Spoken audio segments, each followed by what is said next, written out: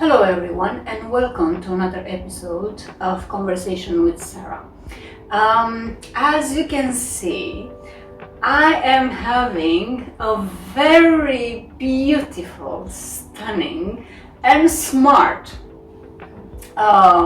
woman with me, Queen Kali from the Middle East. I'm not gonna say too much, I will let her introduce herself.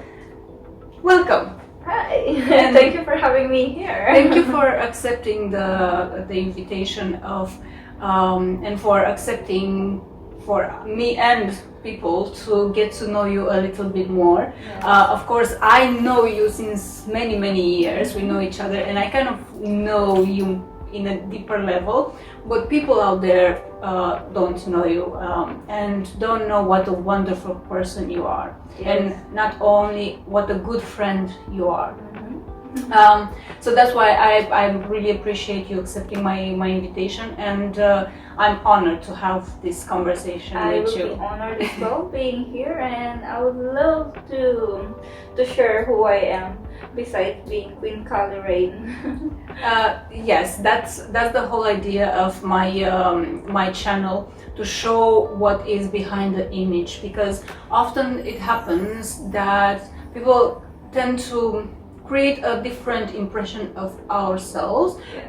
Partially is our fault also, because we share only 10%, 5% sometimes, like we cannot share too much, so it's important, and I wanted to give the chance to everyone to see what is behind the image, what beautiful and inspiring people are within this industry. So again, thank you very much, and I will start with the first question. Who are you? So who I am, okay. I'm a mother. I have family. Also, before becoming queenkalirain, I study education. So in my real life, I'm a teacher.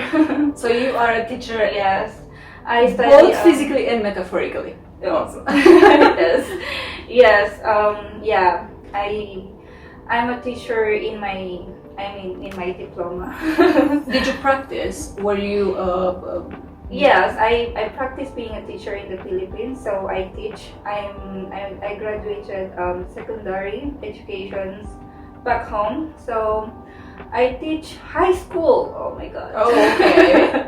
So yes, I'm just so okay. At the moment, I'm turning 36 this year. So when I graduated, I am so young. So a lot of my students is actually like giving me a love letter, because they think that I am just like same age. I mean, I look like same age as them. You do. So You do. yes. So yes, and back home in the Philippines, in order to teach in like a government school, you need to teach for free. So you have to be a volunteer to do Yes, pro bono volunteer activity, for like at least then 3 months, Okay. 3 months and maybe more before you actually get the salary. So I grew up in I can't say really poor, but in a very simple family that needs to earn. So in order you to were live. born and raised in the Philippines. Yes. Tell me about your family. Okay, I have 3 brothers and I have 2 sisters. I'm the eldest. Okay. My mom and dad are happily married, and How many years of marriage do they have? so they just actually they going to celebrate their marriage this coming August. They will be like 20 years of marriage. Wow. Congratulations. Yes. And then yes, I have my 3 brothers and 2 sisters. And How was your childhood? It was very okay. Let's say because nobody's perfect. I mean, my childhood is not as perfect as what you can see. There is no such thing as Yes, perfection. that's right. So so it's my I'm not broken family, so I'm a happy kid. So my mom is actually giving everything, even we're not wealthy, but we are very spoiled about like my us. The food is always served for us. I mean, our clean clothes is always served for us. That's my mom. And my dad is very strict. I think that's where I got my very strict kind of me. The strict part of you is from my your dad, okay. because my mom is she's the nicest person in the world. So I'm the eldest of the family, so I'm the one who's actually helped my parents to educate my brothers and sisters. So I work at my early age. Did you have to, or it was something that you wanted to? I had to. Okay. I had to, because when I was we're actually having a hard time in life in the Philippines back home. So I had to start working at my very young age after high school. What age did you have when you had your first job? I was just 15. Wow. Do you remember what was the job about? What was it? It's just in a very small store in the Philippines that can help you earn like 50 pesos in a day. Back then, 50 pesos is so important at time already. So that was your first job, first vanilla job? Yes, okay. Yes, that was my first vanilla job, and then I started to earn a little bit money to help my college life. And then after that, my second job is actually applied into, I don't know if someone actually, like people around knows this. Probably they do. It's, the Toy Kingdom company, like selling toy. And you know what, it's my first, I can say that it's really my first ever job, because it's the one that's real, like you send documents to the company. I mean, your background, your first serious job. The serious job, and earn money in a debit card. Okay. Yes. It's my first job.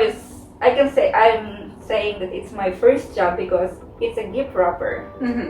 So I'm good in wrapping of everything. That's where I get. Okay, that now it makes sense, because you're very good at it. That I now understand. Yes. So I'm a gift wrapper, and then that helps me a lot to have my needs in my education. And then after that, I moved in the city in Manila, and then that's where I continue my study, and then help my brothers and sisters as well to their education too. Right. And then after my college life, after I had this very hard problem in teaching, because I'm still young that time. So it was difficult for you to find a job as a teacher because of the age, and probably because of the lack of experience. It's not really hard to find a job that moment, because not a lot of teachers back home in the Philippines. So it was easy for me to get the job. But like what I said, the only difficulty is when you get the job, you need to work for free in a few months. So I work for free in a few months, where I can't really like do it. You needed to support yourself. I need to support myself, and I have my siblings to support. So what I need is, it's like I moved in the city in Manila to continue my work, not as a teacher. So I applied a different job and open a little business as well, selling perfumes and everything. And then, how did you came up with this idea of having a perfume store? Because I applied as a sales lady in the mall as well. Like, I started to be a gift wrapper, and then after graduate, I became a teacher for a few months, Mhm. like not even a month, because I need to support myself. So I moved in Manila, in the city, and then I applied for a job as a sales lady. It's actually selling bag. It's Kipling. Okay. And Kipling, and then in front of us there is a booth selling perfumes and everything, and then it was good. And then someone is actually told me that I can buy this perfume somewhere. It's more cheaper. So that's where I start my small business. And in order to sell my perfume, So it started from you liking some perfumes. yes, It started as a business. That's always the case. It happens often to hear people liking a certain thing or developing a business from something they like, from a hobby they have, from a passion.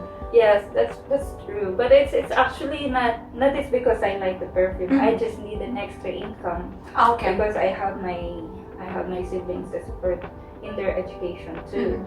So I'm looking for some things that I can actually use for an extra income. Right.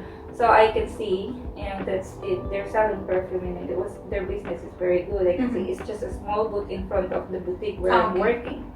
So, and then when I became close to them, and then they told me, oh, actually you can buy perfumes in this specific place in the Philippines. It's more cheaper. All you need to do is to find. They give you the insight. Yes. All you need to do is to find the people that you can sell them. Right. So this is really good. So I found a place to buy the cheapest perfume, and then of course I need to sell them. So this is what I did. It's because I met a makeup artist while I am working in the boutique, and told me, you can. Of course, it's because we're becoming close to our regular customers keep coming into the place, and then they starting, oh hi, how are you? You get to know each other, right? We're starting to have a conversations and open what we do and everything, and then this makeup artist is working in a club. Okay. In a club in the Quezon City in the Philippines. So in the club, and he said to me, he's a gay, and he said to me is, you know what? This is where you're going to sell your perfume to the girls that working in the club. That's where I'm going. I started to meet these girls in the Philippines. They always buy perfume and different brands, and I'm actually telling them that they can pay me for like. They get the perfume maybe for a week. I mean, within the week. So you started to sell the girls that were working at this club the perfumes. Yes. Tell me, because I'm quite curious now. How did you end up having the job as a professional dominatrix? Okay, this is how it started. So I met these girls working in the club, and then I have regulars. I have regulars, girls that always buy perfume to me, and then one day they disappear. Of course, me as a seller, I'm looking for my regulars that always buying my perfume, and then I message them. I have their contact number in social media, and I asked them, where are they? They said they are in abroad. They're doing international work. I'll say here, they're escorts. Okay. Because they used to work in the club, and they travel to be an escort. Okay. Like they travel in Malaysia, in Thailand, in Hong Kong, in Singapore. So I asked them, because I am really like desperate to have an extra income. So I asked them, is there any job for me there besides being an escort? Yeah. And then they said, yes, you can be an operator. The operator is actually like, you are the one who's going to answer the inquiries of all the clients. And once it's confirmed, you will send the you will So send basically, the, as a receptionist. yeah, when it's confirmed, you Mhm. have the phone and you're going to answer the queries because Okay. the agency will going to post these girls in the Mhm. website, and of course they will put this number, and then the number, I am the one who's holding for that number. Okay. So they will going to inquire, and once they confirm, I'm going to send the girls in the hotel, Mhm. in the Okay. hotel where they're going to. And then one day, I hold a dominatrix. Okay. So I became an operator of one dominatrix in this agency in Malaysia. She's also a Filipina. Her name is Mistress Maria. Is she still? She's not here anymore. She's one Okay. of those hooker of the week, the hooker with the wave that they know. Okay. Okay. Interesting definition, but Yes. Yes. So yes, it's because of where I kept receiving this very interesting abbreviations of things like GS, Mhm. like and also like a lot of CBT, and It got your attention because yes, of you course didn't know what. I don't know. So before you didn't have any interaction from this perspective never- with this never world. had You didn't Yes. knew nothing about Yes. SM or femdom or Yes, nothing. nothing at all. Okay. But in the Philippines, I am Catholic. Like my family are very religious, Mhm. so I go to see the church, Mhm. like pray and everything every Sunday. Did you had issues having this job, being a religious person? No, I didn't, because back then I am so eager to earn some money, so I set aside this religion Mhm. thing, and then Right. and then my parents back then doesn't even know what is my work is, Mhm. because I thought it will not be easy to explain these things to Yeah. them. That's what I thought. And then when I met this girl, and then that's where I started to learn about these things. Like I started to Google everything, to Mhm. watch YouTube, to read books about. Do you remember what was your first impression when you discovered this world? Because it's a world on its own. Yes, I do remember, because I really loved it. When I started to be curious about it, it's something that a magnet that's give me It come attracted you. close. Okay. Yes, it's like it's attracting. I mean, when I start these things, I told myself that I was crazy. Mhm. I'm crazy. I don't want this job. This is not me. I mean, I'm a religious person. I'm a Catholic, and back in the Philippines, I'm a teacher. I mean, I have good education. Because for me, I don't accept it first. Right. But I think it's So you had to denial because it wasn't normal. yes, Okay. I did deny it for like few years. But it's keep coming. It's like It stuck with you. yes, it's in my mind, it's in my heart. Until the one day I saw the session of Maria, because I asked her if she can show me the session. Mhm. Because I am really interested because of these things that I kept searching, and they Right. stick in here, and then I'm so curious to see what is happening inside the room. Mhm. So she told me to hide in a cupboard. Okay, that's interesting. Oh, wow. How was that? How was it? In the cupboard, there is like a keyhole, Mhm. like a keyhole that where you can see what is happening in Okay. the bedroom in the hotel. So you're spying. You are a spy. Yes. Your first interaction with a professional appointment session was as a spy. Yes. So Okay. yes.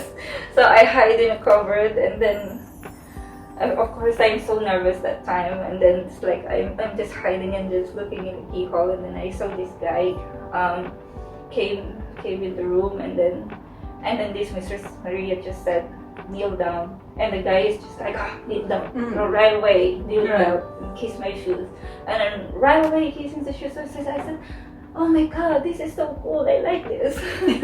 And it's like my heart is just like I can't explain the feeling. It's just like it's the first time you fall in love, fall in love over something, and then since then it's in my mind, it's in my heart. I kept thinking about it, and Right. I don't know how to and I love the job being operator. You know, it's big money. Okay. And it helped you to help your family. Yes. Right. Yes, it's actually, you're earning a lot of money for it, and then I fall in love with this domination thing, and then I can't help myself to be so interested about the session. I want to be. What was your first session? Okay, this is really interesting as well. So back in Malaysia, my first session is feminization. Okay, I would not expect that, but first session is feminization. So, sorry, it's not feminization, it's cross-dressing. Okay. So it's cross-dressing. So, but I understand because it's my first time, my first ever session, my first time, and I don't really understand what is cross-dressing. I tried to research about it, and I thought I understand. I thought I understand what is a cross-dressing, and then inside the session, yes, I dress up, I fix myself, I put mustache, I gel I gel my hair, I put a bie above, okay, and then I look like a wait, I look like a butler, so that's a cross-dressing. That was in your mind, okay. And that's me.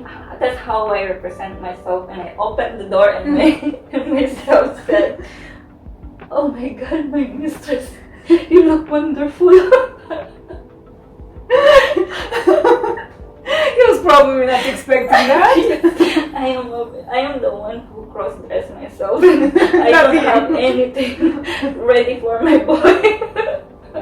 Talking about BDSM being fun, you can see that there is a lot of fun. It's not, we are not all the time like very serious, very stern, very like with a whip in our hand. We do kind of funny stuff also. It's really funny.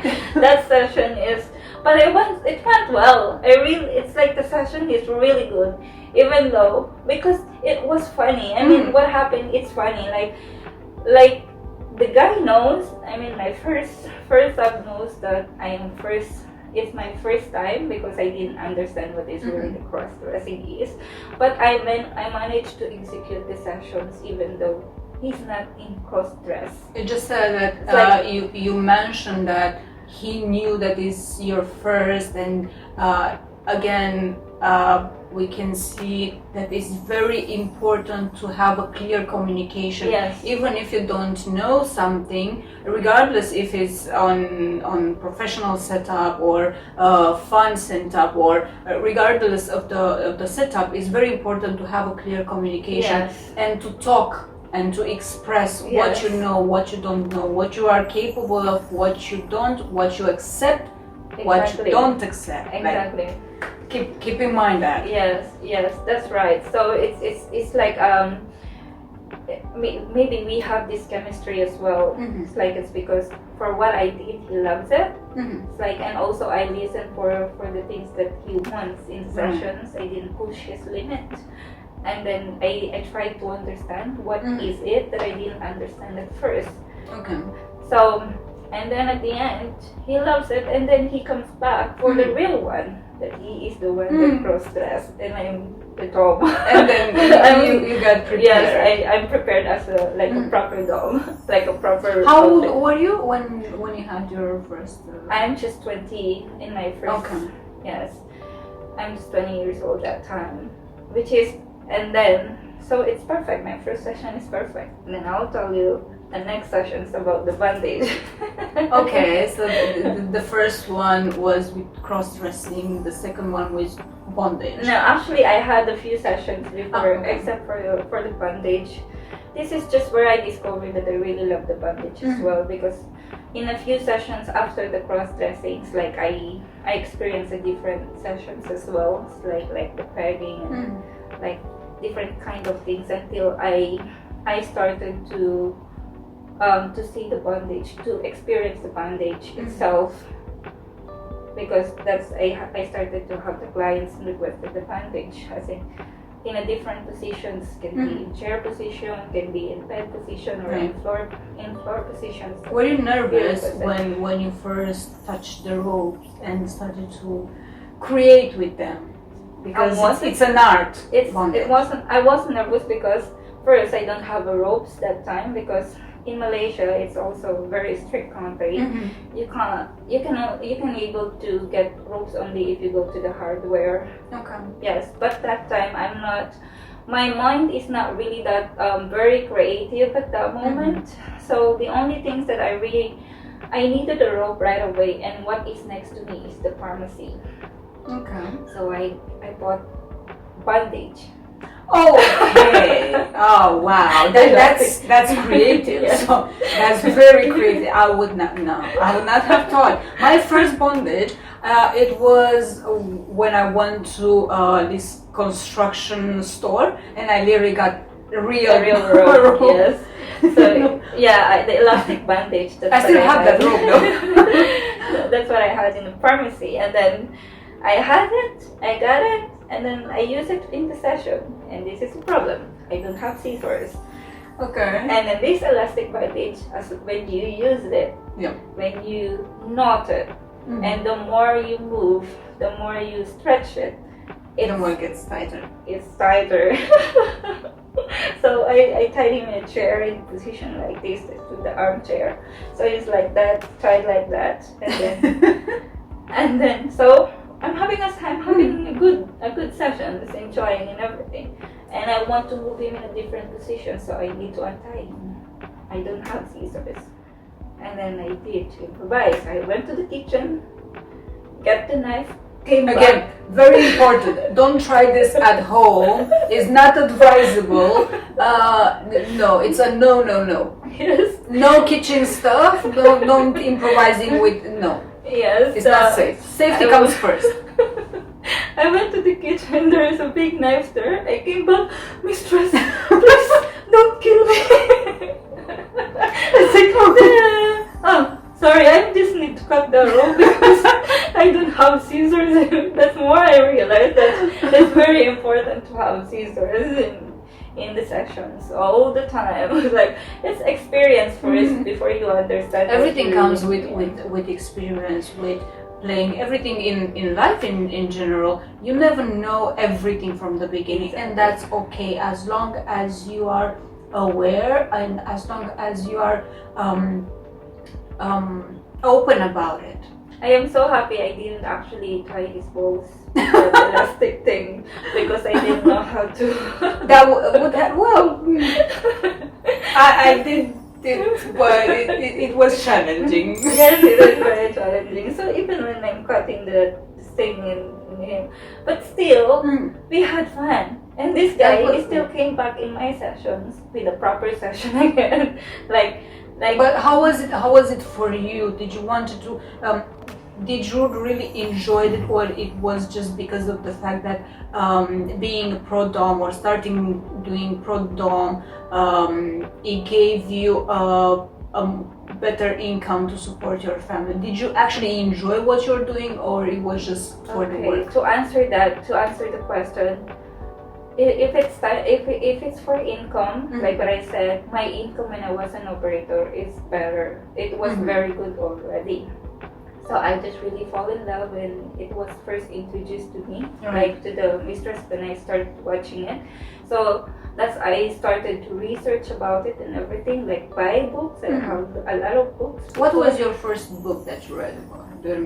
I actually like I said, it was the cross-dressing. Okay. Yes, it's when I first had my sessions about cross-dressing, I don't have any books that time at all. So what I did is actually just research in the Google. I tried the cross-dressing thing, I get it wrong.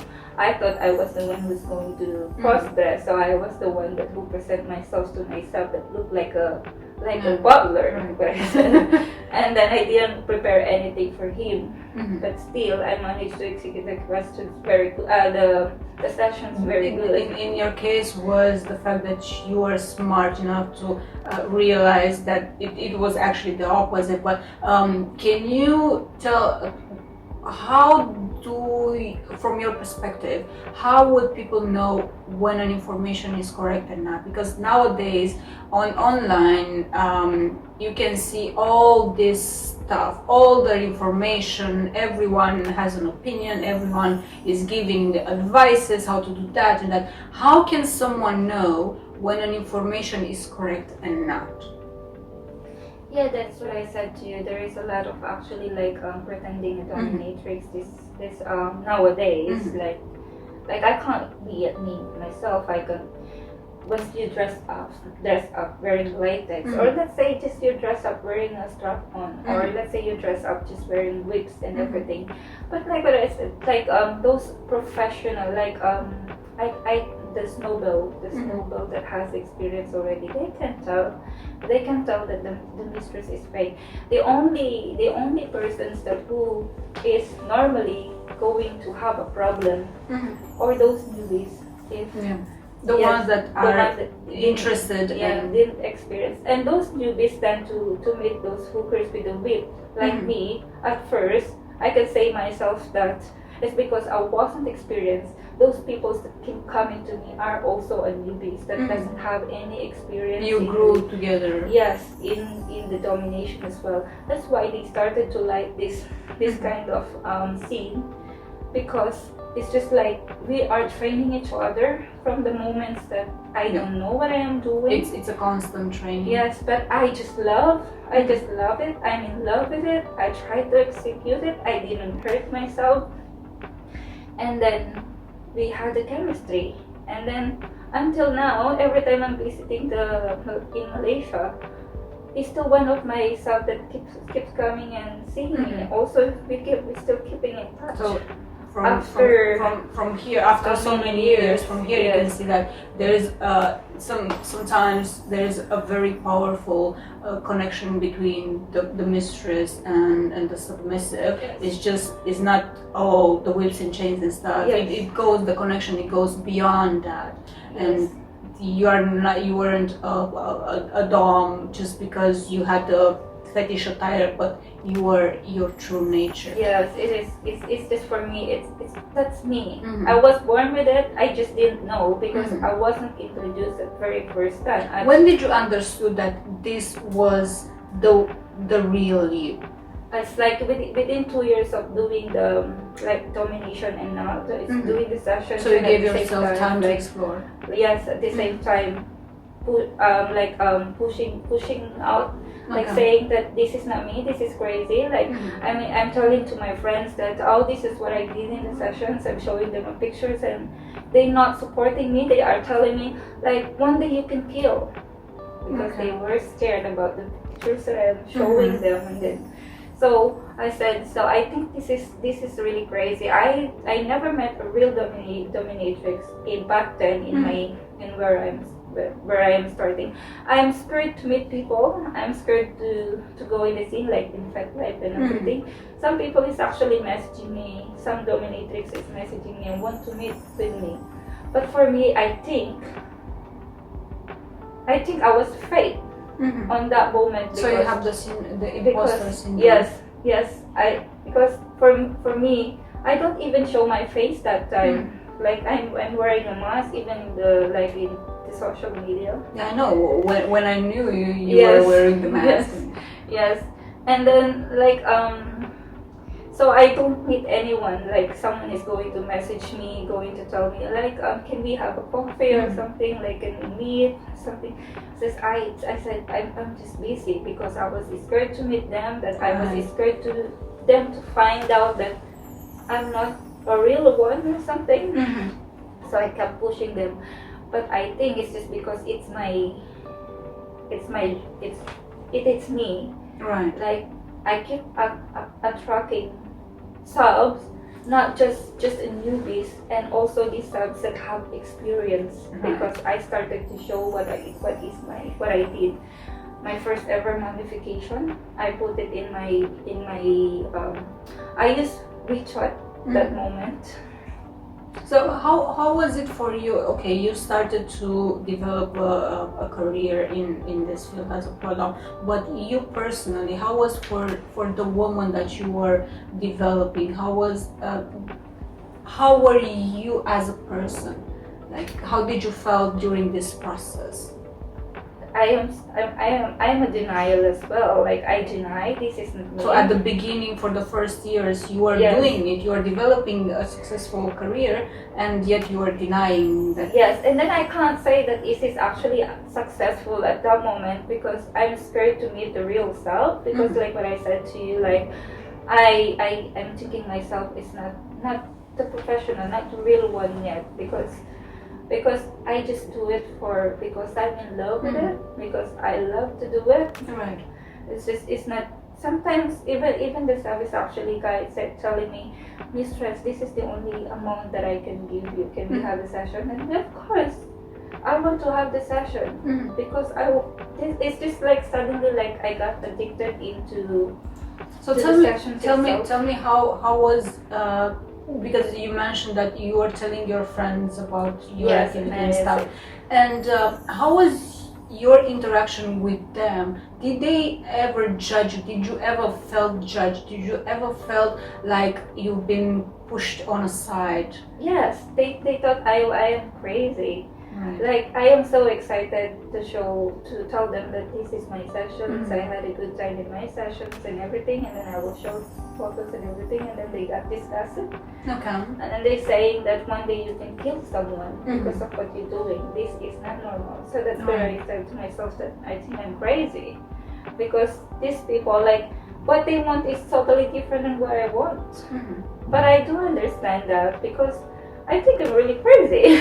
Like, because of like what I am buying, the books I'm buying, the things that I am searching, the things that I'm watching in my YouTube channel, in my YouTube, is totally different from the normal life that they do it.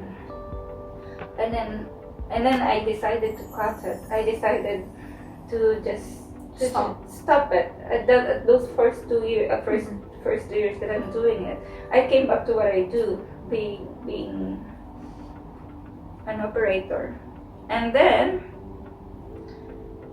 in the few, like, I can't say it, just like in a few weeks, like within a week I can manage that not doing the sessions. Then after 2-3 weeks I will start to miss it. Yeah, I miss it. I really want to do it. It's just like part. I can't say, I can't explain. It's part of me at that time. There's a quote. It just came into my mind, and it applies very well in this case. And not only, it's once you get the taste of real kink, you can't go back. Yes, true. Once you felt the freedom of being yourself, you can't stop. It's just like you can't. Yes, and I do remember as well. Like, of course, my friends, right? It's like we live in one apartment back in Malaysia, and it's like a 2-bedroom apartment. So we're just like sleeping in the bed all together. We're like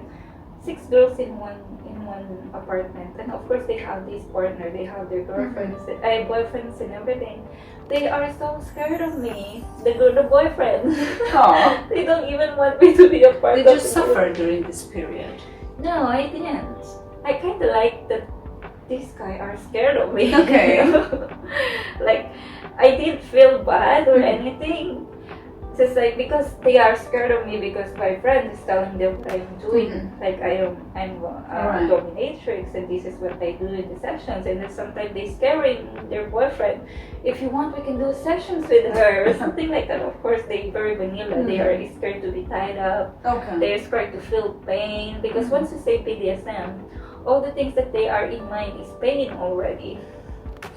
You nailed it. And majority of the vanilla society, even now with all the information, have this impression that BDSM is just whips and chains and torture and pain, when in fact it's not. Like, from my perspective, it's 80% psychology, 20% physical activity. Yes. Like, would you agree with that? Yes, I so agree. So like what I said, once you say the BDSM to the person that doesn't know it, Mm-hmm. the number one thing that, Yeah. that comes to their mind is pain, That's one of torture. the misconceptions. So that's why you, like, you, for them, you look so evil already just because of you're practicing the BDSM already. So it's really hard for them to explain. They are so narrow-minded to know what is the BDSM.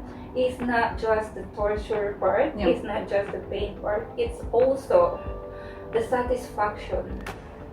It's there also but if you have the chemistry with your mistress and you are willing to give and to submit all the dark side, I mean, that you keep. And then you trust your mistress and you tell what is your limitations, and then you will enjoy the session. And it's important to mention that we all have our dark side, regardless if we acknowledge it and recognize it or not. It's there. It's the human nature that we all have a balance that we have to keep, more or less.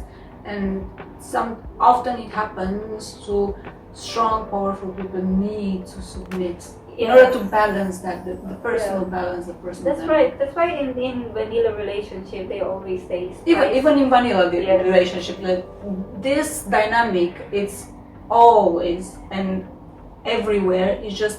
It's difficult to recognize it. Yes, it's also like at the simple sex is so boring. Like even in there's the best dynamic in. I know, like just like you're going to have a simple sex, and then you're going to have the simple sex. Like how many within a week, how many times that you have sex with your partner, and it's always the same. I mean, in a different position, yes, it's fine. Like you will do the dog style, you will do like you're the one down, you're the one top. It's always the same every time you do it.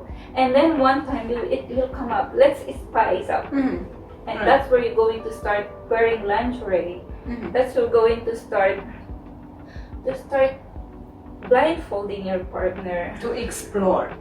Start to explore. That's where you actually is starting to use different kind of equipment to spice up your and that's, for us, it's actually part of the BDSM already, that they didn't even know that they're practicing it already. Wow, this is so true. Yes. Because once they let's spice things up and try different, even though they don't try professional equipment, even a small piece of rope, that's part of it. That's they're still already. Without actually, and in a way, this is very risky because they are not aware. Exactly, that's another thing. That's why it's very good to know about what is the BDSM is. And also to start to study about it. So before you practice it, you know what is those safety that you can do. How important would you say is the education in BDSM? Yes, it is very important because there is a lot of things that we do in our normal vanilla sex. Like sometimes this is another thing, because this is what I love doing by myself. Like sometimes I do myself. I have a little bit of breath play for me myself. Like if I do, like when I'm about to climax, I control my breath. I control it, and then to be able to climax. And that moment that you don't know, that is very scary already, because number one risk into in BDSM scene is controlling someone's breath. So, and also when I'm doing this, having I'm intercourse with my partner, I love holding the neck part. It just looks so sexy for me when I'm doing that. And that's another thing that you don't know, that it's very risky if you don't know how to hold someone's neck. Plus me as myself, when I'm climbing, when I do my climax things, I'm holding my breath. Plus I'm holding my partner's neck. So it's a lot of intensity in there, and you have to be aware of. Even though in the moment you're not aware, but you have to instantly know what you're doing, because otherwise, even on a small thing, just like this, like grabbing someone's neck while you're in there, in the fever of the moment, Yes. you can actually cause some damage. Yes. So education is very important It in all is the very aspects. important. It is very important to know your limitations for doing that. It's like limitations to yourself. Well, you know, As a person, as a mind, as a yes, that you know that it's because you're practicing the breath control. The breath control itself, that is very normal. You know, it's in also in normal in vanilla sex. That is very normal. You need to know how to practice to control yourself, while you're controlling yourself in breath play, and because you're like, you know, we are tend to be selfish when we are in those moments that you're about to climax, right? And because you are selfish, you can't control yourself as well while you're holding your partner's neck, and then you're trying to climax yourself, and the mindset is for you. It's there. It's there to be. The focus is you. I know it's, of course, if you don't have any idea what you are doing, you don't even know. Right. Tell me, you are. You said that you're a mom, that you're a wife, that you're a sister, that you are a pro-dom, and like, how was your husband's opinion and perspective, and how was the dynamic between you both? Okay, this is what I'm going to say. There is no such 24/7 in the BDSM. It's just a word. Thank you. Yeah. I mean, there is 24/7, but not like 24/7 in a way of we are 24/7 dressed in latex and with the whips and. Exactly, because we are a BDSM practitioner as well, because my husband is my collared submissive. Okay. So we met into this kind of scene. We met in the session. So we are family. We have family. We have kids.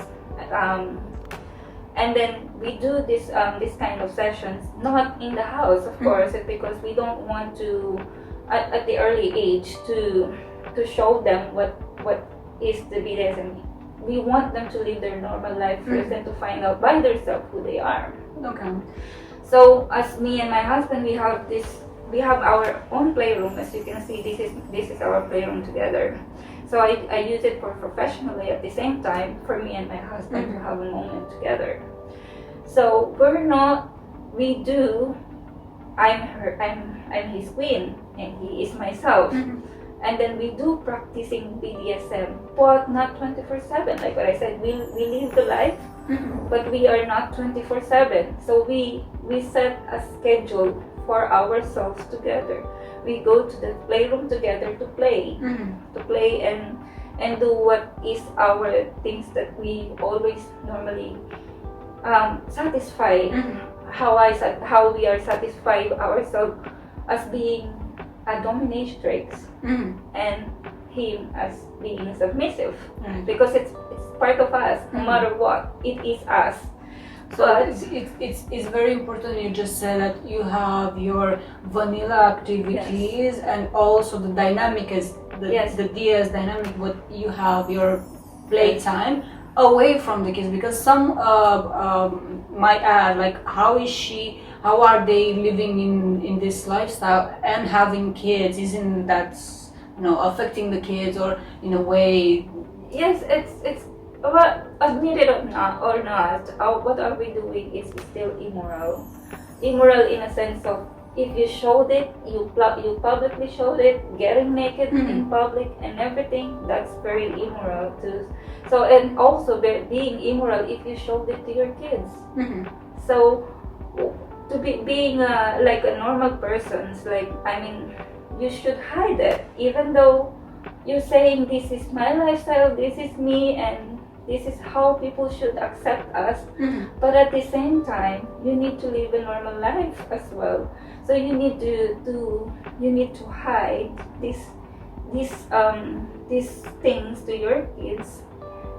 But you can go to your place and do and practice whatever you want without your kids. But at the same time, you come back home, you cook, you prepare everything for your kids. You will help them to their assignments. You will serve them. Your husband serving you in a different dynamic, and then you as a parent, you will serve your kids. You will make sure that everything that they can see in everywhere and they can watch in the TV. Right. Their guidance is theirs as you as a parent, which is totally different from BDSM dynamic. So, like what I said, there is no such 24/7 in this kind of practice, but you can still be living in the same dynamic for just put a schedule on it. Right. Not just because you have your family, you need to forget it. What is your perspective and opinion from on those people that say, if is this what you like, if is this who you are, you should be open to it, who doesn't like, move on. Like, you just go open, this is what I do, this is what I like, and if you don't like it, fine. If you don't like it, okay. What's your perspective on that? Actually, it's not easy. Like, it's not just going to explain who you are right away, right? You need to know this person first. You need to be friends first. It's just because you just met right now, you will gonna tell her already who you are. Of course, that's we're talking to your friendship. So I have a lot of friends that doesn't know me, doesn't know queenkalirain, doesn't know my job. I also have a lot of friends that know me because I met them in the scene and everything. And though we do some such BDSM play and that's where I don't need to explain who I am. Why did you mentioned that you have friends that don't know what your job and profession is and who you are? What's your alter ego, if I can say that? Is it correct to say that is your alter ego, kalirain? My alter ego as a kalirain. You mean I don't show queenkalirain to this vanilla friend. So they why did you choose not to show? I chose not to show this. These people is actually like a part. They're being a part of me growing up. They become my cousins, my friends, my classmates. It's like classmates from high school until now. You get in touch to each other. So they are the ones that I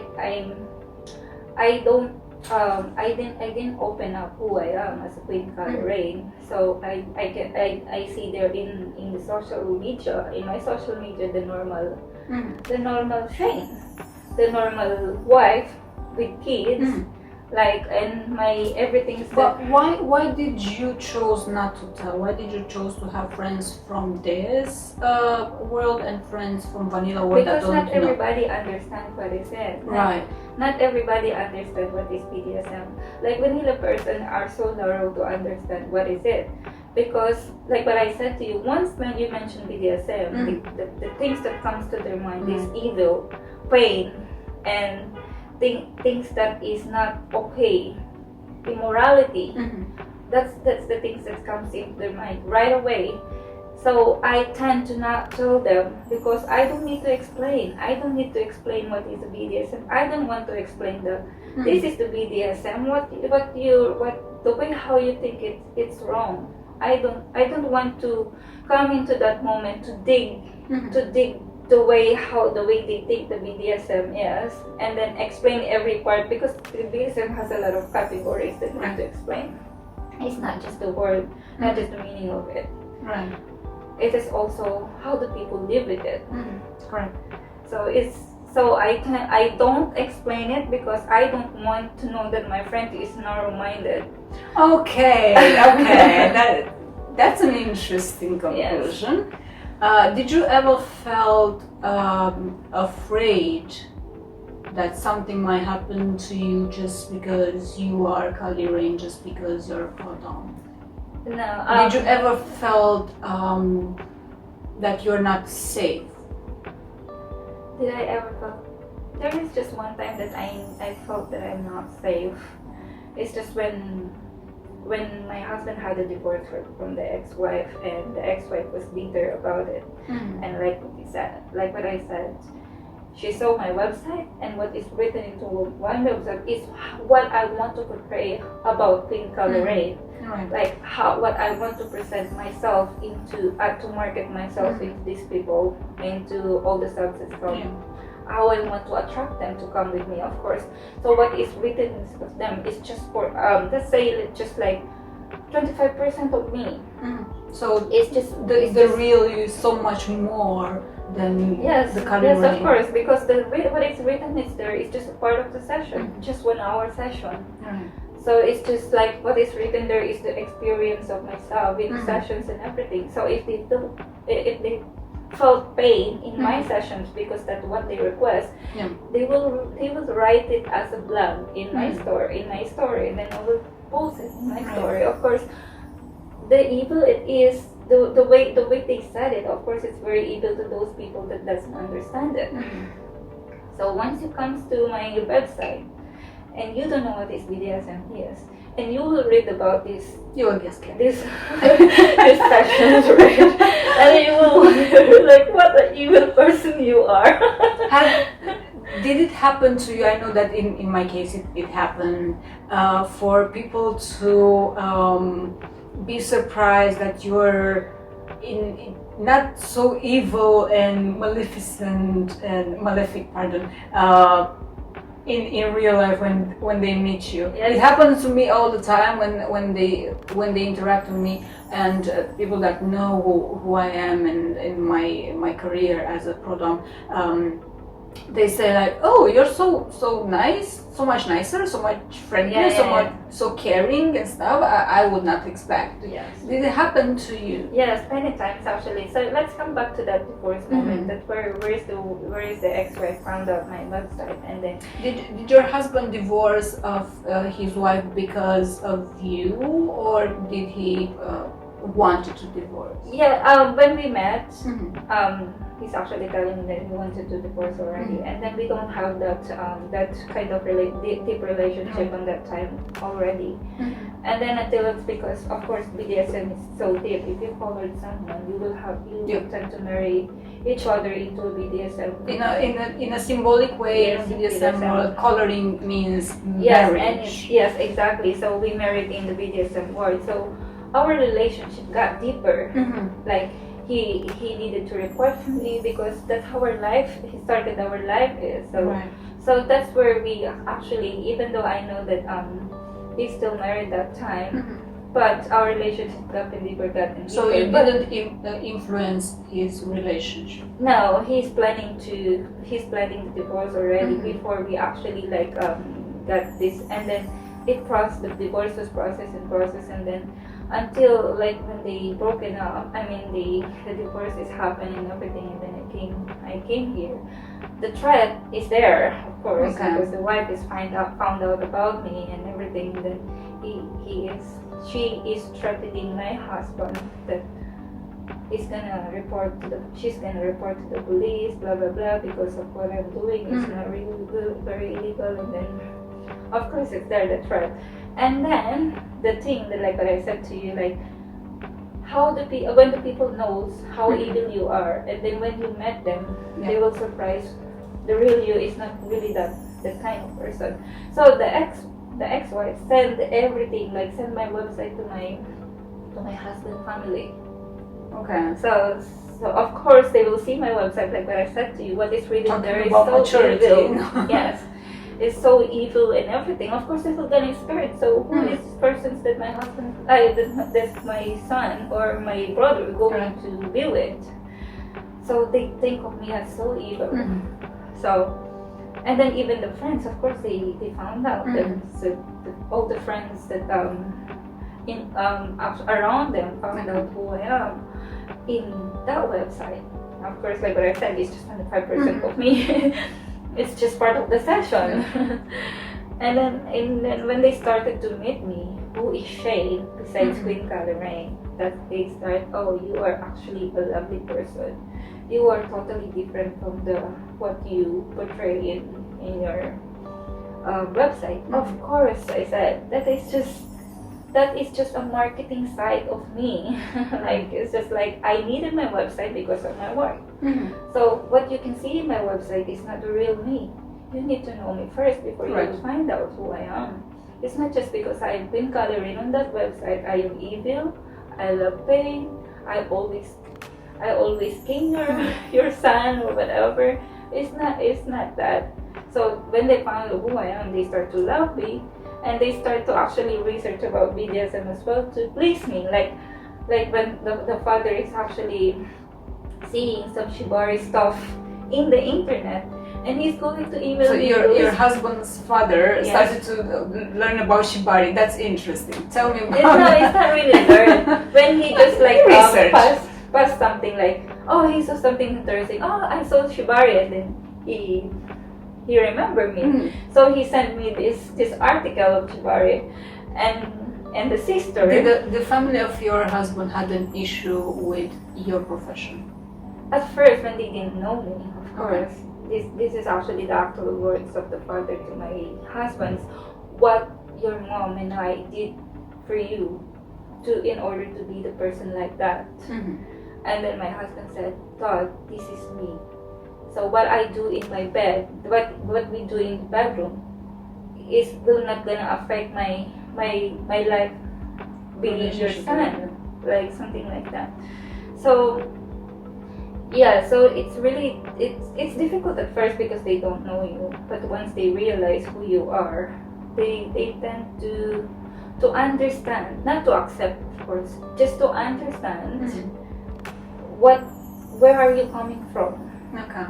So that's the reality of us being us. Like even to my friend, that's why, like what I said to you, I don't show who's queenkalirain I love because I don't want to find out if they will understand, if they just be narrow-minded and suddenly you just don't talk to each other. It's just because they found out, right? And also, and how is the dynamic now with your husband's side of the family? It's very good. Like what I said, on the very first time that I met my husband's sister. At first it's very difficult, but when they found out that I'm actually like a child, is not just a strong queenkalirain, like not just the very demanding queenkalirain, like not just the ageless, because I'm the oldest of all the even you are 70 years old serving me, I'm still the oldest. You're still the servant. That's how you portray yourself. But when you meet me, I'm just always a smiling person, like listening to you, like listen to your opinion. I don't debate how I believe these things because I'm very introvert person. Like I'm actually like, they think that I am submissive in personal. They just thought I just being quiet. I'm just a quiet person. I always have this personal quote, if you want, for free I'm only polite. Yeah. So I'm gonna be polite with you. Yes. Yeah. So it's just because they don't know you, they judge you, right? But like what I said, when I first met her sister, and she was also shocked because who I am, I'm a very sweet person.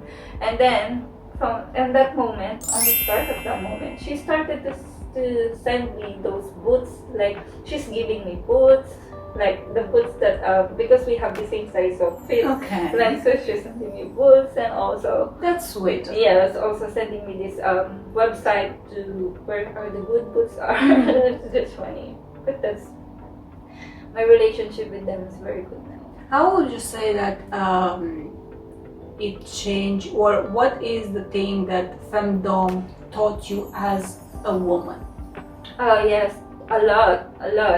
Being a normal girl, like a very like growing as a religious person, and then I grow in a small town. I don't have I don't have experience being socializing with a lot of people because I live in town. It's small. It's a small province. Like every people that who lives there, you will know. So when I start being a dom, I start to develop the self-confidence, and learning that you were a strong, powerful, independent person. So you can get whatever you want. You can buy yourself a flower, like yes. Like you can buy everything you want. That you don't need you don't need a man to buy it for you. You know what I mean? You can work for your own hard-earned money, and also like the exposure of as dominatrix to meet this different kind of submissive. With their lifestyle is actually amazing in real life. I mean they're let's say some people is actually like loves to travel and loves to like bar hopping or restaurant hopping. Okay. He loves to go in very expensive restaurants, and of course just because he wants to please the mistress, he will take you in very expensive restaurants. That's where you actually start to expose yourselves to realizing like how to dress properly, how to in a way pushing you on a personal side to like improve yourself. Exactly. To level up. Yes, exactly. Because you can see these people around you. It's just because like you don't want them to just look at you from the top to your shoes, and then of course you need to impress these people as well. Dress to impress, that's what I said. So can you say that femdom, one of the aspects that femdom taught you was to level up your appearance and to improve yourself, to be a better version of yourself? Yes. What else did femdom taught you? Yes, there is a lot of there is another things that femdom taught me. It's not just because as a woman. As a woman, it's not just because I want to level up myself. It's not because it's because of the exposure that I am experiencing. So I needed to level up myself. And also another thing is that you don't have to upgrade people. It's like what I said in the first year or first and second year that I was starting this job. I was so scared to meet dominatrix. It's because I'm scared that because you have your own ideas. That they will think that I was a fake mistress or whatever. Because for me, I thought I was. And then I realized that I don't need to be scared. You know, when my husband, when we are just like starting, she's the one who's encouraging me to meet different kind of doms, because I will have. It's not just because I need exposure for my social media. It's not because I need exposure for my work and everything. It's just the way how you're going to self how can I say to socialize and to show them who you are, and like to show them that the kind of things that we live in is not just a fantasy. So it's not just you living the life. There is other people as well. So I realized, that's another thing I realized as a woman, that I need to hide myself. I need to show who I am, and I need to meet these people around the world. This is strong, powerful, independent person as well. You will learn, not just because they're very experienced about the job, but they are well traveled. They have a lot of things to share as well as a person. They help you again improve yourself and show that there's space for more. You can. It's okay for you to explore yourself, improve yourself, and be authentic with who you are. That's right. That's correct. Yeah. And also it's because I'm also Philippines is not really good. Like the passport is not really good, and then I realized that is not true. Like having a Philippine passport, growing up into a small town, not very social places back in the Philippines,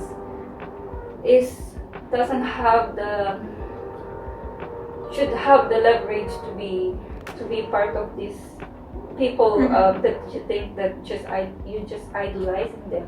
You can level up even who whoever you are, even if what kind of race you are. And another thing, so in my start, when I'm starting this career, I always meeting racist stuff. Okay, so you face racism. Okay, that's strong. If you can see in my websites, like for those people, I'm sure a lot of submissives that comes to my website, that I don't actually, like, you are not allowed to ask what is my race is, because my race is not important in the sessions Right. we do. I know what you're referring, because me as a Romanian, I face that also, and especially in a West Europe, unfortunately, that's the case, where it's just like in a moment that someone hears that I'm Romanian, they're like kind of like, you know, their interest lowers, let's say like that, and sometimes can be mean, can be and also because of my appearance, I'm facing this. I like to joke and to say that it's the nightmare of my life. People think or tend to think I'm Russian somehow. I don't know why, but though I love Russian people, they are so interesting and loving, and I know exactly what you're referring to. Did it hurt you to face this? Yes, it hurts me a lot. Did it affected you? Yeah, it's affect me a lot. That's why I started to cover myself. I started to like to cover who I am as a person. I mean, as a where I came from. Right. Because of this racism. Because and this is the funny thing. It's like I experienced this in Southeast Asia. Okay. Yes, it's like especially in Hong Kong and also in Singapore.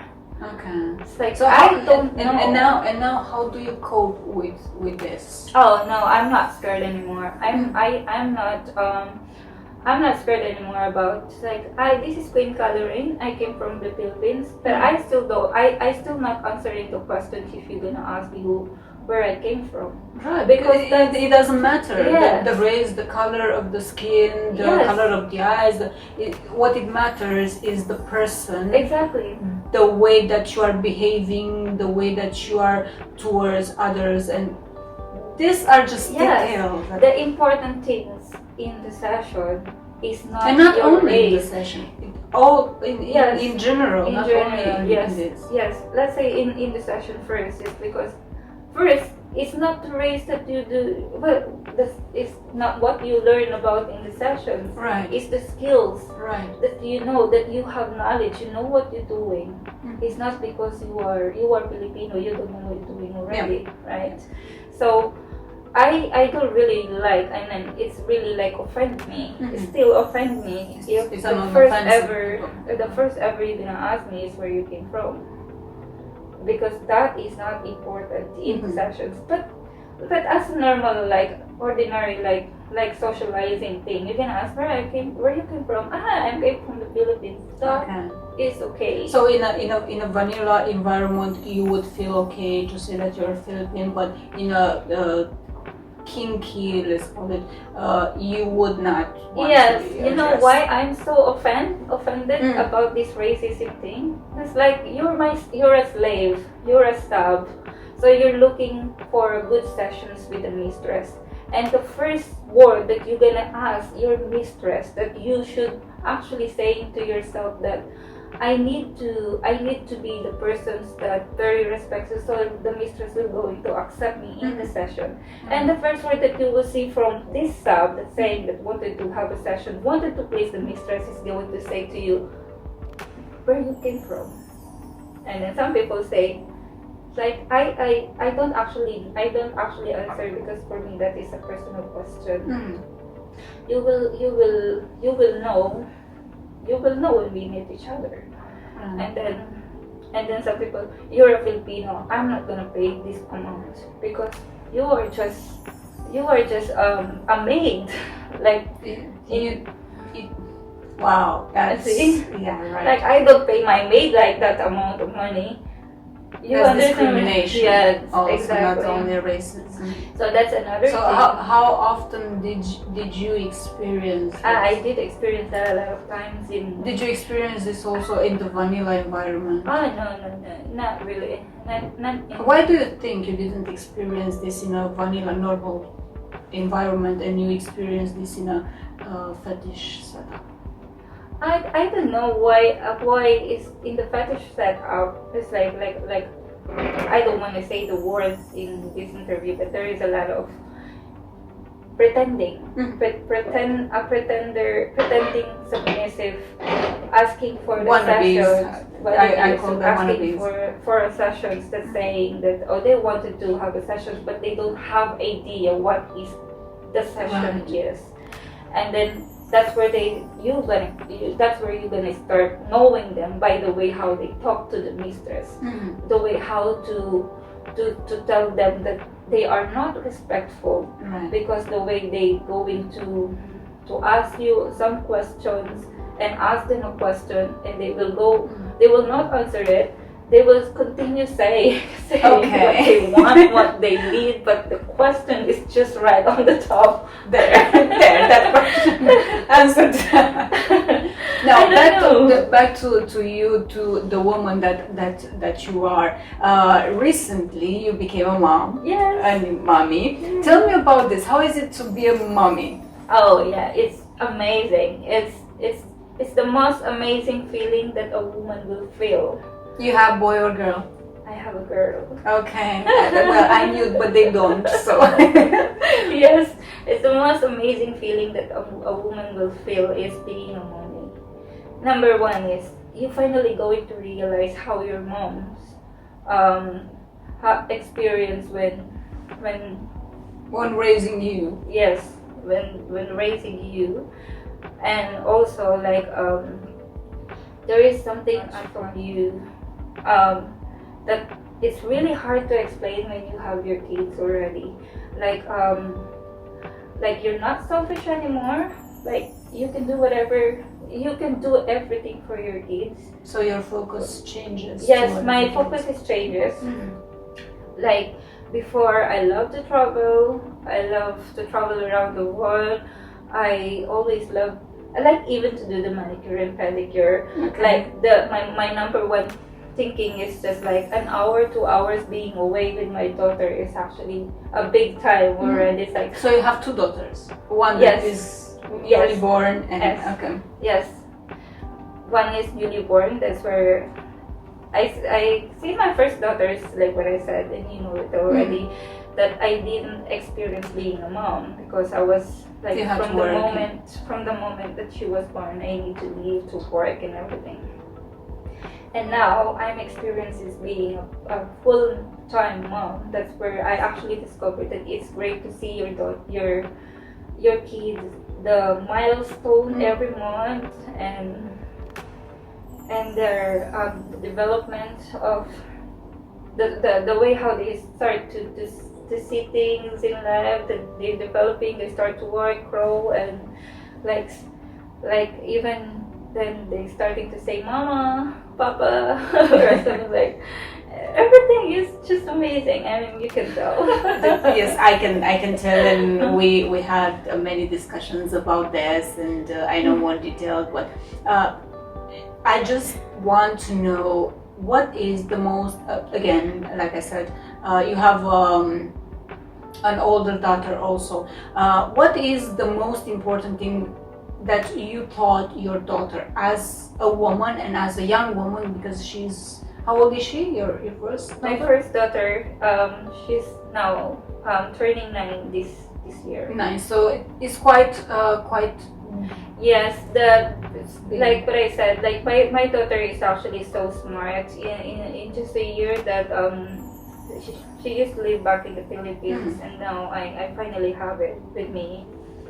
Her with me. I finally have her with me, and she's so smart. She's very resilient. I mean, she start to easily to part of this where we are now. Like she easily copes the language. She can talk very well. The number one things that I always tell her is not to be shy. because I grow up shy.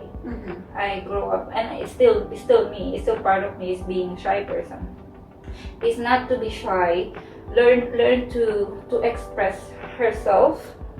Like if we went to the restaurant, talk to the waiter, waitress, tell them what you want, and be assertive. Yes, express properly yourself. I mean, you don't need to be shy, because that it's like if you shy, you will start like oppressing yourself. Like you will start not telling to everybody that what you feel, and then you will start like miss a lot of opportunities. Yes, I know that I am an introvert also, and I am shy, and I stop myself from experiencing a lot of things, positive things, because of my shyness. I stopped myself. I was so shy to interact with certain people. Exactly. And in a way, like everyone knows, I like to think BDSM kind of saved me from this aspect, because I started to put on aside that shyness. Not 100%, I'm still working on that, but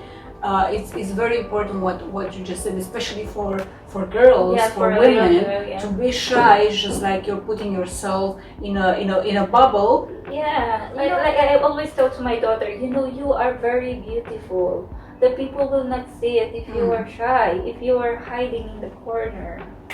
So, yes. That's so true. That's so true. Even this was the advice that I received early this month. It was like, as everyone know, I'm still single, and I'm not kind of dating neither, and at this moment.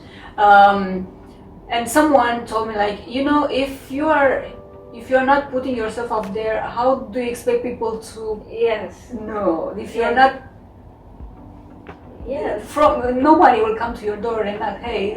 Yes, exactly. That's me. Part of me when I'm growing up, like I didn't express myself. Like there is a lot of regret in my life back when I was growing up, that I didn't show myself. But there is a lot of things that I can actually show to the people, like who I am. Like it's just at this moment, that's where I start. It's the feelings that I just start now. Indeed, it is barely now you're starting to get to know yourself. You thought you know yourself, but you actually didn't. So now you understand. You're getting more aware. At least in my case, I'm getting more aware of how I am and how most of the times I self-sabotage because of the introvert, because of being an introvert, because of my shyness, because of my the Romanian society is a society where girls have to be this. Yes. Not too smart, not too pretty, not too assertive, not too more submissive. And I wasn't, and it was for me like I just need to, I can't be all who I am. And in the moment that I said, okay, fuck it, I'm gonna be whatever it makes me happy, and then I started to develop. But again, it's 100% what you're saying, and it's so powerful, right? Right. So that's the number one things. That's the number one things that I taught my daughter is to learn how to show who she is, not to be shy. Because if she's always shy, she can't ask the question, and she will not learn. Because she is shy to ask a question. So how she will learn? So it's like if you're not shy, you will be like the kids of like, what is that? What has happened? Who she is? Or like very curious about a lot of things. And that's where they actually start learning for a lot of things that I never did when I was young. Do you think if you would have this mentality if you wouldn't have discovered BDSM or the femdom, or if you wouldn't have been a dominatrix? No, I will not be the same. I will not be the same. I will not be like this. I will just be staying in my comfort zone back in the Philippines, teaching these kids. And my life will just stay like that, because the kids will grow. You will meet these different kinds in their generations. But you will remain at the same. And you will remain the same. You will just teaching in the same. You will grow up in the same. You know what I mean? I mean, you're learning it. Your education is continue because you're a teacher. But you were just in the same comfort zone. You don't go anywhere. So the people that you interact are just the kids that growing past you, they start to wander around the world, and their teacher is still there. You know what I mean? That's sad in a way, because you need to explore. Yeah, it's just not me. I mean, the teachers love who they are. The teachers love teaching kids. The teachers is very happy when the kids that they actually taught are now so successful. And then I am sure that a lot of my teachers back home are very proud for who I am. In a way, there it comes the question, like, you are proud for your students, but what about yourself? Yes, that's the only thing that I said to myself, there is no way I can be the teacher back home. I'm so happy that... I'm gonna interrupt you a little bit, because I don't want to, because we are at this proud moment discussion. Are you proud of yourself? Yes, I am so proud of myself. Like, I am proud for being who I am now, because there is a lot of things that I learned in life that I can actually share with my daughters. Right. And then another thing such as shyness thing, because I grew up as a shy, very introvert person, so I can teach my daughter that is not a good There's thing a different way to live with, because there is a lot of things that you need to know while you are growing up, and being a shy person is not really like a learning process for you. So that's why, like me, I am so proud for who I am now. It's because I think I have actually succeeded a lot of things that a lot of people that I know that didn't even actually experience what I am experiencing. Like, I'm not a successful businesswoman, and I don't have a massive amount of money in my bank account, but I am very happy. Compare with what many would think out there. We are not billionaires, we are not millionaires, we are not filthy rich. Yes, okay. Exactly. So yeah, we are. I don't have like that amount of money in my, but I'm a well-traveled person with my family, and also back in my work as well, and that's well my I can say that I am very proud, because I get the moment to travel the world with my family. The precious moment that you can give your children is the time to see. It's your time, and to see the world with them. Yes. So that's a very some things that you can give them that no one can give, because they being like working hard, but they don't even have a time for their children. Right. What would you say that is your biggest achievement until now? Okay, actually, that's actually a very good question. My biggest achievement, no, like I can't say that I actually achieve things that I really want in my life. But what I can say is I'm a happy person. Like, my children, while they're growing up, I am there with them. Like, my brothers and sisters is actually now finished their education. They have their diplomas and everything, and that's because of me. I'm very proud that's because of me. And my family, when I was a kid, they experienced the difficulties in life, and now I can tell that their life is actually good now, just the way how I feel my life is. So you don't consider all this as being achievements? I think not yet. Okay, not yet. Not yet. Because there are a lot of things that I really want to achieve. There are a lot. I'm not just. Tell me one Yes. thing that you would like to achieve. Okay, it's like the number one things that I really want is like in my BDSM life. Number one that I really want to have is to live in one place with I have my dungeons with complete equipment. This is a playroom, but this is not complete. But this is actually like I'm living my dream already, like what I said. But where the place is not, that's legally placed, where I can complete all the equipments. I can put everything I want. No worries, no problem, no difficulties, and I can play everything. And on a personal level, yes. What would you like to achieve? What is that? On your personal level, as a person, shame. What wants and shame my to achieve? as personal, like shame. Okay, I want to travel the world. That's what my personal dream. Travel the world with my family. Travel the world with my kids. Like that is really something that I believe that I can give it. Where I can give my kids my precious time traveling the world with them, because the only things that I don't want to work, save so my kids can inherit something. That is something that they won't remember you as a mother. They will remember you because of their inheritance. Your presence. Yes. They will only think of you, oh, this is the money that I inherit. Thanks for my mom hard work. So that's the only things that but they just say a to short the people. period of time in Yes. And then they don't even know how to use those inheritance because they didn't work hard for that.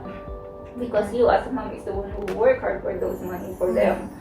But if you give your children's time to be with you on their precious moment, in the precious moment that I'm with them, they can feel the love down because you are with them, and also they seeing the world with you. That's the memory that they can tell to them. Oh, I traveled the world with my mom. Oh, I went into this place with my mom, and then they can tell the stories with me. Right. What is the one thing, if people would, in general now, would think about you, what would you like to be associated with? Okay. Can you tell me the question again? When someone would think about you, what would you like to be associated with? To come in their mind, in a general way, both Kali and shame together, you as a person, when someone would think about you. So I never wanted other people to think me as a leader. I wanted the people to think me as a friend, as Kali, as Queen Kali, as being part of the group, not their leader, and not even the lower part of the. I want to be the level up persons that friends. They think of me. Oh, Queen Kalirain, she's my friend from the Middle East. Oh, Queen Kalirain from the Philippines. She's my friend. And also in my personal life, I also wanted them to only remember me just because I'm being a good friend with them. It's not because I help them over something. Like for example, it's because they can see your life. They can see your good life. And then they will ask you for money, and then I don't want them to remember me just because of that. I want them to remember me as part of their life as a friend. That's so beautiful, and it runs so deep in someone. I have to tell that I see you as a friend, and even though we unfortunately not have the time, neither physical sometimes, to just like interact, but you are my friend, like from the Middle East, and that is already happening. So that you can put it on your. Did it already. In our career, in our lifestyle, there is a lot of actually, I am very happy if someone is actually like visiting the Middle East, and I am like when from my learnings that it is not bad to meet other people. It feels amazing knowing them and is sharing their life, sharing their moments with you.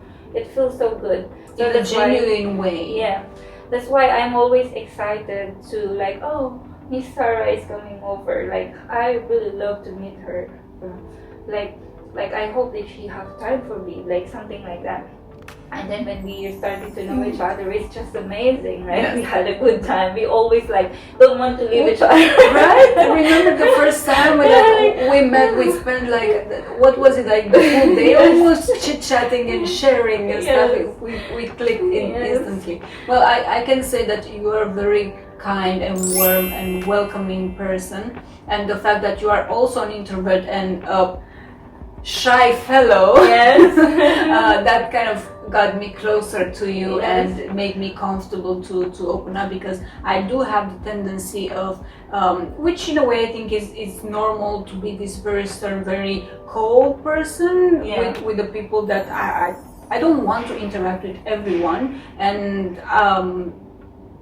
with you it was like instant connection, like no. Yes. Me too. But also I felt safe being that, and I think it's very important when you're meeting someone to have, and not only to have that safety feeling, that it's safe to be your authentic self, and partially probably because we share a lot of things in common, like from the kinky spectrum, but that's my perspective, and that's how I see you, and good old memories we have. It's been quite a lot of time. Time flies, really. Tell me, what would you like your legacy to be? Hey, like what I said, like my daughters as Shane. I want them to remember me because we had a precious time together. And then as queenkalirain, I want my friends, my fellow dominatrix, and myself, especially my regular self that we train each other for a long time, to remember queenkalirain as not an evil dominatrix. To remember queenkalirain that taught you from the beginning that you should not scared over something, because everything can be earned by training. So we train each other, we grow together, we learn some things, that there is something that we can't do together. So they will remember me the way how I taught them that the things that they are scared of is not very scary. Sometimes that's very true, and sometimes what it looks scary in fact is not scary at all, and it's super easy. You just have to have the courage to try, not only in the fetish setup but also in life in general. If it feels and seems scary, go for it. Discover if indeed it is scary or not. Exactly. Don't make an opinion unless you are experienced. Try it first and then make an opinion.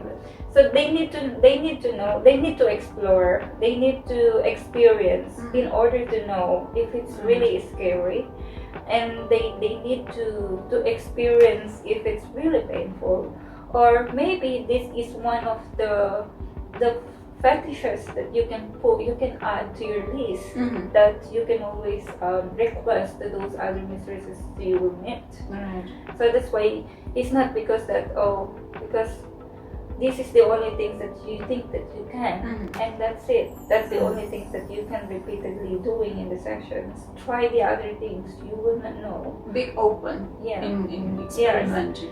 Yes, because you don't know that they will be part of your list next time that you want to have. So I will end up this interview with this conclusion, which is a very beautiful conclusion. Before making an opinion, experience and try everything that it feels, it sounds, it looks scary. It might not be as scary as you think. Thank you very much, my love. It was an honor for me to get to know you. Of course, I knew parts of this discussion, but to have all these details and to truly have an insight, a deeper insight of who you are as a person behind the image, was for me a privilege and an honor, a true honor, and I thank you very much for that. Now, tell everyone where they can find you. What is your website? Where can people find you? Yes. You can find me in my Twitter, it's like at queenkalirain, and also in my Instagram, QKR official account, and my website is www.queenkalirain.com. And yeah, I am based here in the Middle East, and you can't find my number, so you can just email me. I will always be.